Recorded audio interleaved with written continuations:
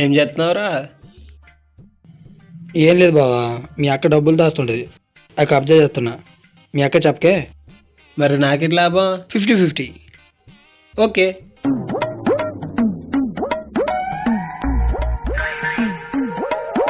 డబ్బులు ఏమైనా తీసారా? హే మేమే తీలే. మందు తాగితే మీరే నిజం చెప్తారు. A few moments later. తమ్ముడు, నాకేనా? మీకే.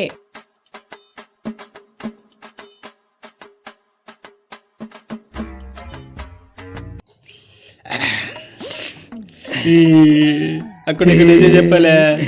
అవునే, నీ డబ్బులు మేమే దుబ్బేశాం.